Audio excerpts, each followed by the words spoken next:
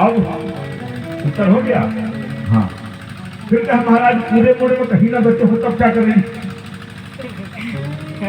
नहीं, पूरे मोड़े में कहीं बाल होगा नहीं करना तो शिखा कहाँ रखें? फिर वहां पर विधान है कुशा की, उसकी शिखा बांध करके लटका ले और गमछा बांध ले, तब भजन करें, तब वो लाभ में आएगा, नहीं तो गट बनेगा।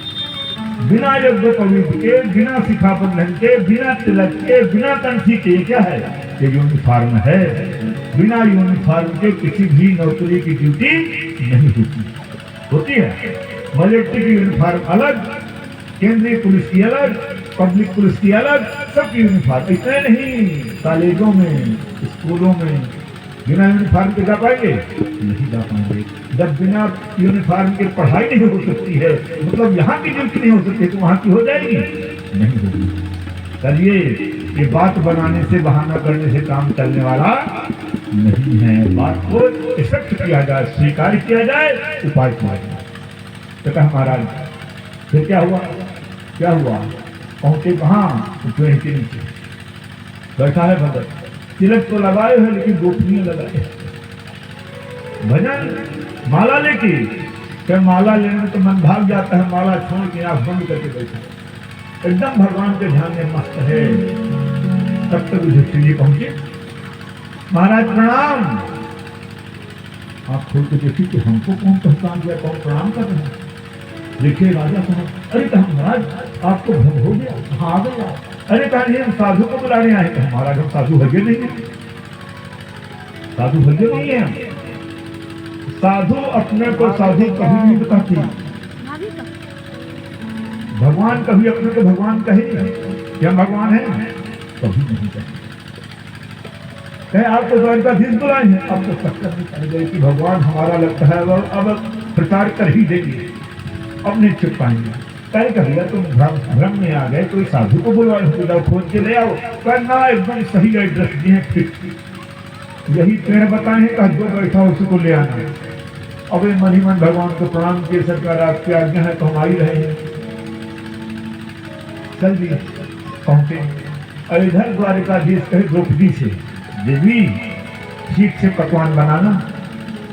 एकदम सच्चा साधु आ रहा है भोजन करने के लिए। हाँ सरकार आपकी जैसी आज्ञा। और द्रौपदी जी भोजन बनाओ, क्या कहना? छप्पन भोग का थाल तैयार किए बना के। अगर देवी सावधानी से परोसना। हाँ सरकार जैसी आपकी आज्ञा। मन में कुछ गड़बड़ी न लाना कि ज्यादा खा रहे हैं कि कम खा रहे हैं, कि कहां से बुला लिए हम पसीना पसीना हो गए, कहां से बाबा फाट पड़े। ये कुछ विचार ना आने पाओ, नहीं व्यर्थ हो जाएगा।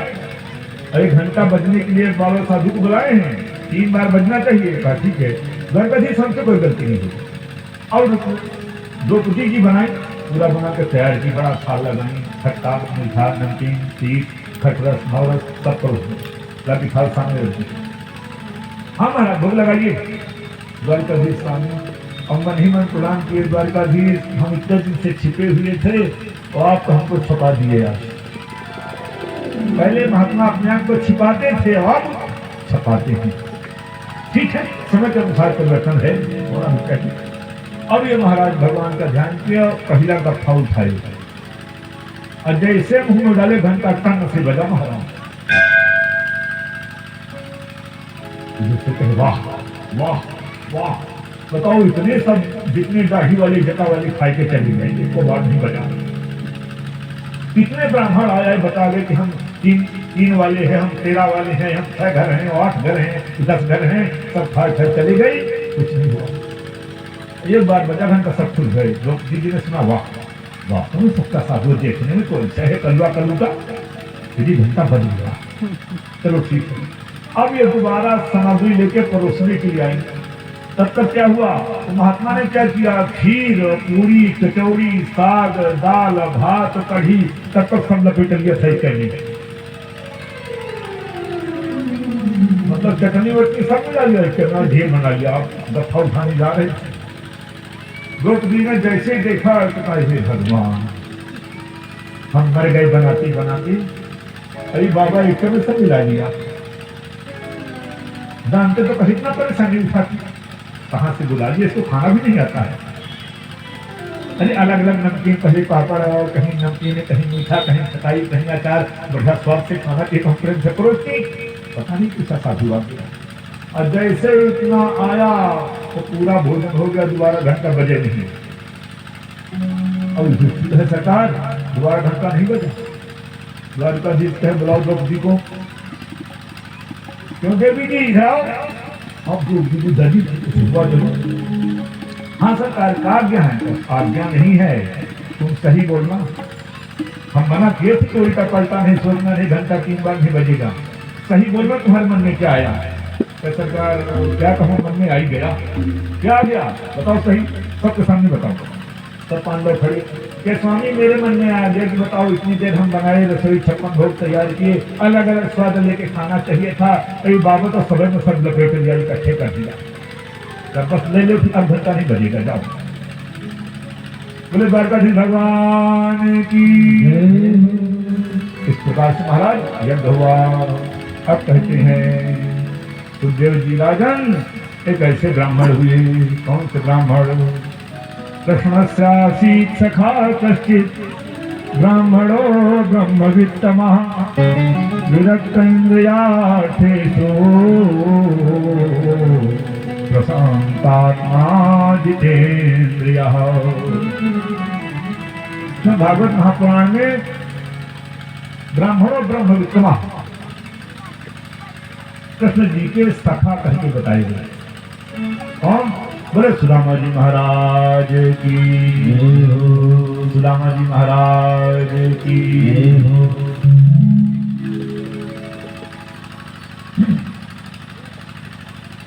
महाराज सुदामा जी तैयार अभी नहीं हुए, अभी कथा सुनाई जा रही है। कौन है ये? कि भगवान श्याम सुंदर के दत्तन की सखा है। इनकी विशेषता क्या है? ब्राह्मणों ब्रह्मवित्तमः।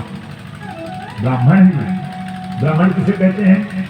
ब्रह्म जानाति स ब्राह्मण। जो ब्रह्म के विषय में ज्ञान रखते हो उसको ब्राह्मण। तो मान लो आप ज्ञान न हो तो क्या ब्राह्मण नहीं है? न जानता हो भगवान कहाँ रहते हैं, क्या करते हैं, न ज्ञान हो तो कहा या तो ब्रह्म के विषय में ज्ञान रखते हो, या तो ब्रह्म के विषय में ज्ञान करने के लिए प्रयासरत हो, तभी ब्राह्मण कहला सकते हैं। मतलब कैसे? जैसे कोई घर से निकले कहाँ के लिए? बद्रीनारायण के लिए, तीर्थ यात्रा के लिए, तो अभी बद्रीनारायण पहुंचा नहीं हो रही है। और कोई पूछे भैया कौन जा रहे हैं? का भैया ये तीर्थ यात्री जा रहे हैं। अभी तीर्थ यात्रा पूर्ण हुई नहीं है, पूर्ण तब होगी जब दर्शन हो जाएगा। अभी दर्शन हुआ ही नहीं, कहाँ पूर्ण हो गई? लेकिन घर से निकलते ही तीर्थ यात्री संज्ञा हो गई। ऐसे ही ये तो ब्रह्म के विषय में जानता हो, या तो फिर जानकारी के लिए प्रयासरत हो, और कम से कम ब्रह्म गायत्री का ज्ञान तो हो गई करे।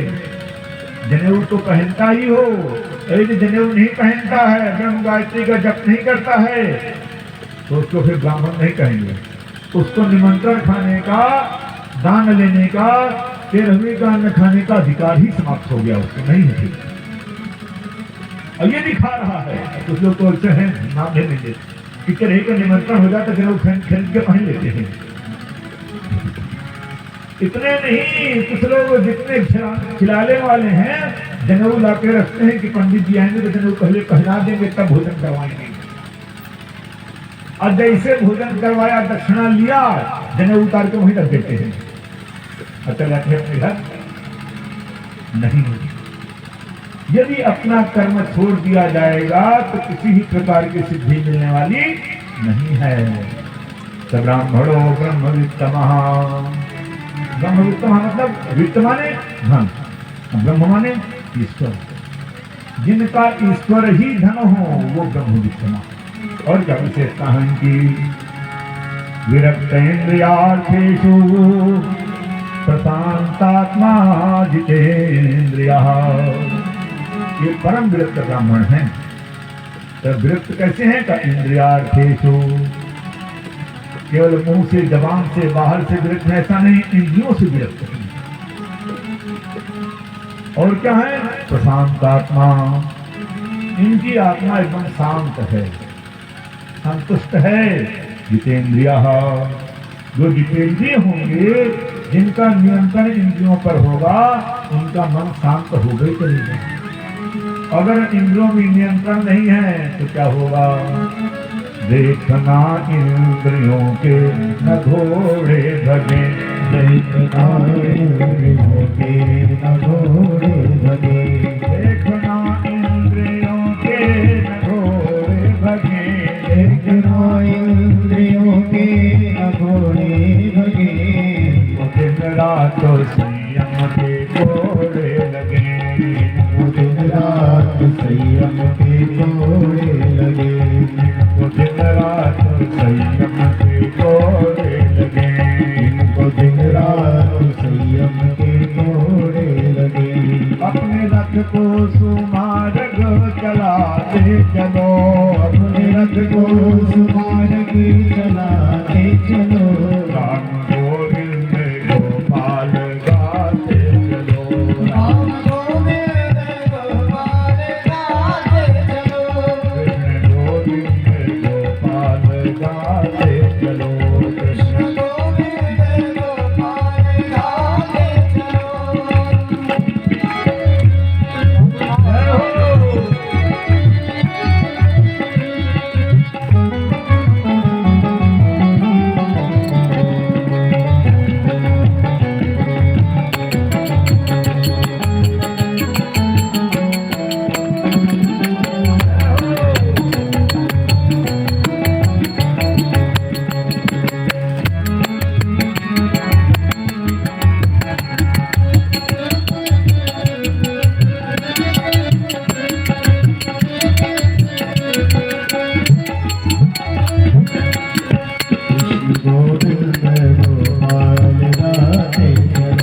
कृष्ण गोविंद गोपाल गाते चलो, कृष्ण गोविंद गोपाल गाते चलो, अपने मन को सुमार्ग चलाते चलो, अपने रथ को सुमार्ग चलाते चलो, अपने रथ को सुमार्ग चलाते चलो, राम गोविंद गोपाल गाते चलो, राम गोविंद गोपाल गाते चलो, राम गोविंद गोपाल गाते चलो।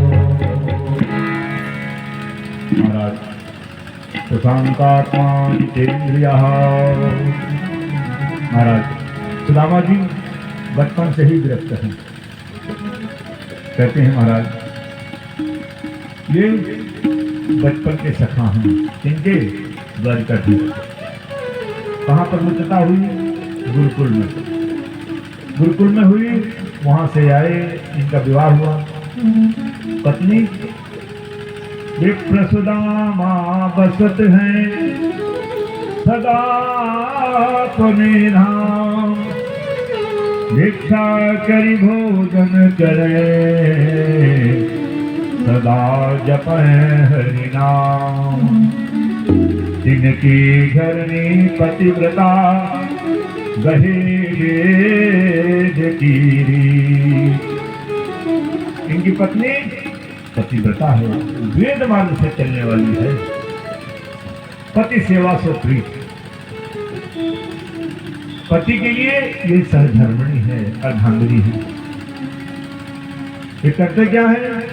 5 घर भिक्षा, अयाचित भिक्षा लेते हैं। जो कुछ मिल जाता है वही शाम को आके बन जाता है, भोग लगा देते हैं, उसी में संतुष्ट। प्रसाद पाए उसके बाद माला उठाए। आप कहेंगे अयाचित भिक्षा? हाँ। गए किसी के दरवाजे पर, 2 मुहूर्त खड़े रह गए, कोई दे दिया तो दे दिया, नहीं आगे बढ़ गए। एक बार निकलते हैं दिन भर में, अब मिला तो मिला, नहीं खाली हाथ लौटा। कोई नहीं, कहीं किसी ने देखा, नहीं मिला, नहीं दिया। जब देखा ही नहीं तो देखा, आवाज नहीं लगाना। कभी कभी तो ऐसा हो जाता है कि 5-5 दिन बीत जाते हैं, कुछ घर में भोजन बनता है। पत्नी, इनकी पत्नी का नाम सुशीला है। यथा नाम तथा गुण, जैसा नाम है वैसा स्वभाव है, वैसे गुण है।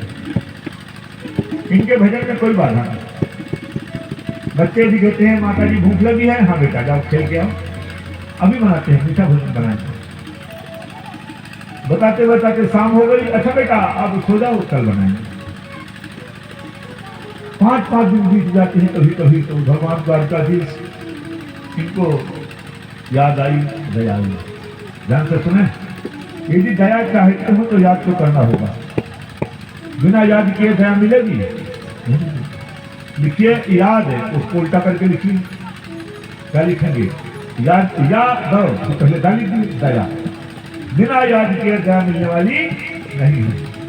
बोले करुणानिधान की जय हो,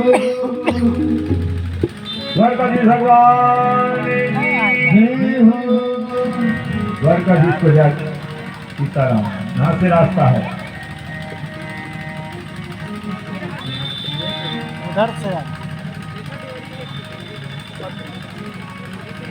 द्वारकाधीश से नहीं रहा गया, चल दिए पहुंच गए कहाँ? सुदामा जी के यहाँ। तुलसी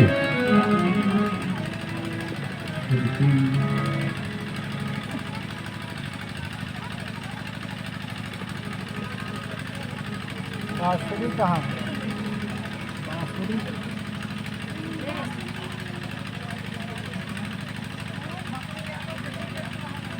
द्वारकाधीश भगवान की, जय हो, द्वारकाधीश भगवान की।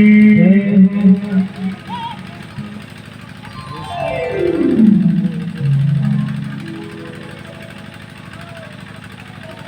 द्वारकाधीश पहुंच गए कहाँ? सुदामा जी कहाँ वेश बदल करके प्रेरणा करने के लिए, प्रेरणा करने के लिए पहुंचे। ब्राह्मण का स्वरूप धारण करके। सुशीला जी एक और अंदर है, सुशीला जी अंदर हैं, जाकर के आवाज लगाए। पकड़ लियो, गिरे ना, पकड़ लियो।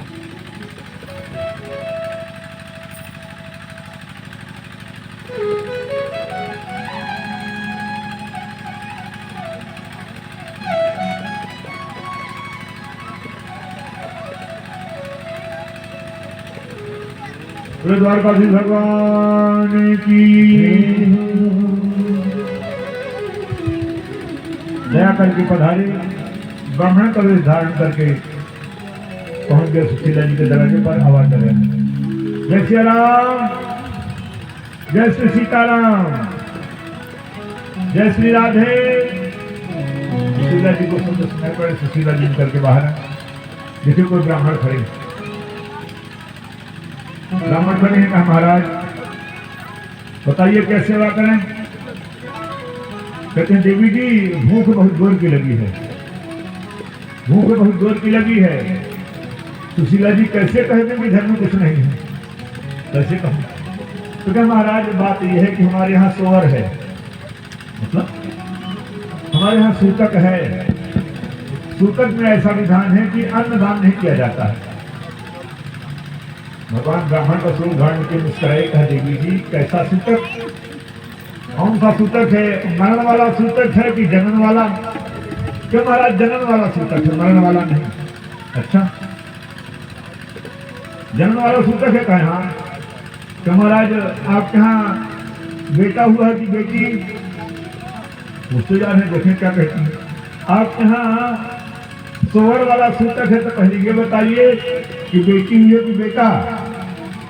सुशीला जी कहते हैं महाराज कन्या हुई है, कन्या। अच्छा भगवान कहे देवी जी कब तक सूतक खत्म होगा? जब सूतक खत्म हो तब हम आ जाएं। कब होगा? छठी बार हम कब होगा? हम बाद में आके भिक्षा ले लें।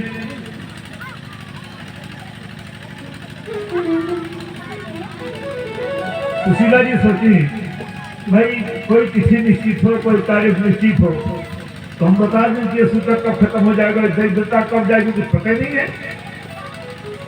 तो महाराज ऐसा सूतक हुआ है कि जल्दी जाने वाला नहीं है। अच्छा भगवान मुस्कुराए। वाह देवी जी तो बताइए आपके यहाँ जो कन्या हुई उसका नाम क्या है? तो महाराज नाम बताओ। मैं कहा हमारे यहाँ जो कन्या पैदा हुई है सूतक कभी नहीं जाने वाला है, उसका नाम है दरिद्रा। भगवान कहे वाह सही है, दरिद्रा नाम की बेटी पैदा मतलब दरिद्रता है, कुछ है नहीं घर में, क्या खिला दिया आपको? भगवान का अच्छा देवी जी हम उपाय बता रहे हैं, आप कहें तो सूत्र से खत्म हो जाएगा। बताओ महाराज। तो कहे क्या बताओ क्या है, आपके पतिदेव कहाँ का महाराज कहीं गए हैं। अच्छा, जब आओ तो उनसे पूछिएगा कि बचपन में आप गुरुकुल में पढ़ते रहे तो आपके कोई सखा मित्र रहे। यदि ये तो बताएंगे, न बता पाओ तो याद दिला दीजिएगा कि आपके बचपन के मित्र कोई सखा रहे गुरुकुल में, वो आजकल द्वारकाधीश हो गए, कृष्ण नाम उनका रहा। और कह के चले गए, और कह दीजिएगा जाओ उनसे मिल जाओ। चले महाराज बोले करुणानिधान की। जैसे आए महाराज सुदामा जी, उन्होंने स्वागत किया, पूछा महाराज भोजन पानी को कुछ व्यवस्था सेवा किया। पूछा महाराज आप बचपन में गुरुकुल में पढ़ने गए थे तो वहां पर कोई मित्रता किसी से हुई थी। हाँ जी। अच्छा, उनका क्या नाम। उनका बचपन का नाम तो कन्हैया कन्हैया रहा, हम तो कन्हुआ कन्हुआ कहते रहे। तो असली नाम क्या रहा। श्री कृष्ण नाम रहा। अच्छा, आजकल वो कहाँ। अरे कहे दीदी आजकल तो द्वारकाधीश में राजा धीराज हो गए हैं। अच्छा महाराज, तो आप उनसे मिलने नहीं गए। नहीं गए देवी, नहीं देवी नहीं गए। क्यों। अरे चले जाते तो कुछ हम भी व्यवस्था हो जाती इसकी, राजा धीराज है। अरे कहा देवी चुप रहो, चुप रहो, कभी किसी से कुछ मांगना भी चाहिए। क्यों। तो देवी ऐसा शास्त्रों में लिखा है कि जब सुख के दिन आवे तो सबको बुलावे, जब सुख के दिन आवे तो सबको बुलावे। जैसे कथा हो रही है महोत्सव, घर में छठी बहरा हो, शादी ब्याह हो, मतलब सब आवे, सबको बुलावे, सुख में सबको आनंदित करे। लेकिन जब दुख के दिन आवे तो अकेले अकेले।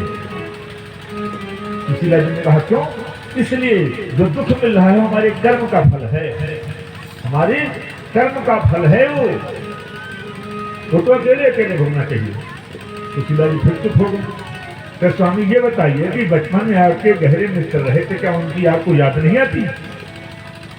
उनका देवी जी याद तो बहुत आती है। तो कहा जब याद आती है तो क्या दर्शन की इच्छा नहीं होती। जैसे इतना कहे दर्शन की इच्छा नहीं होती, अब तो हृदय द्रवित हो गया, आंसू बहने लगे।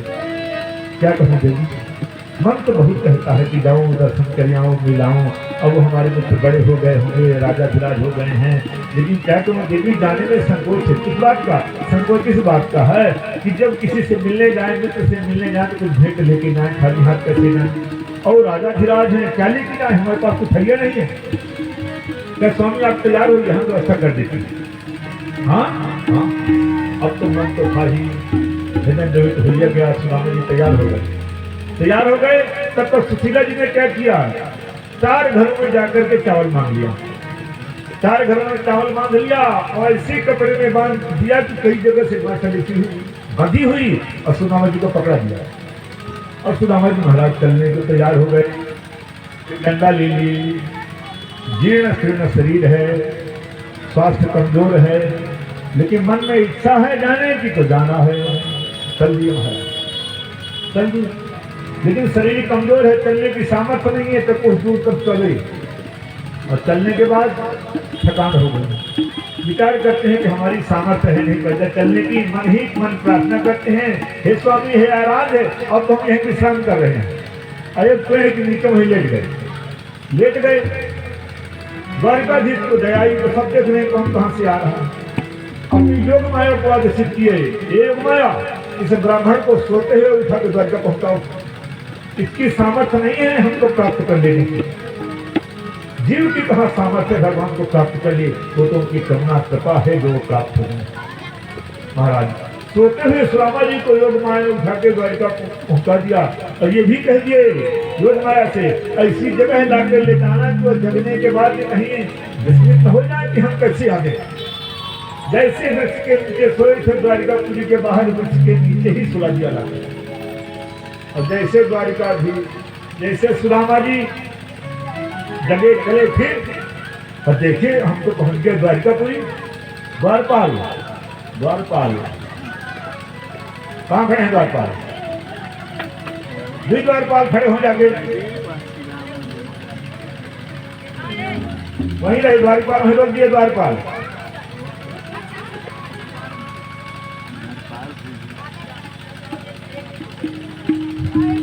सुदामा जी पूछते भैया भैया हम कहाँ आ गए, भैया हम कहाँ आ गए?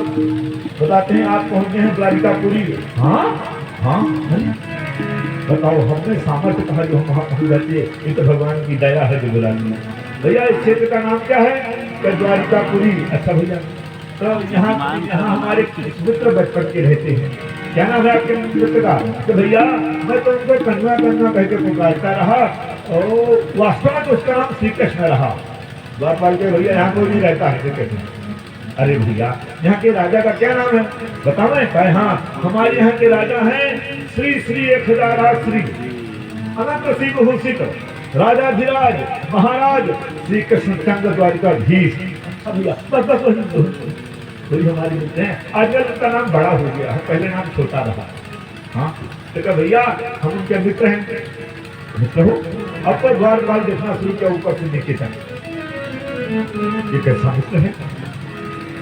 तो क्या महाराज आप हमको देखिए नहीं, जाके हमारे मित्र से बता दीजिए बस। क्या बतावें? जाके बता देना सुदामा पांडे आए हैं मिलने के लिए। अच्छा अब द्वारपाल आया महाराज, द्वारपाल वहां से आया और द्वारकाधीश से कहता है शीस पगा न जगा तन में प्रभु जान को आही बस के ही रामा धोती फटी सी लटी दुपटी अनुपान उपान की नहीं सामा द्वार खड़ो हमसे आज यह हो जुग गुरु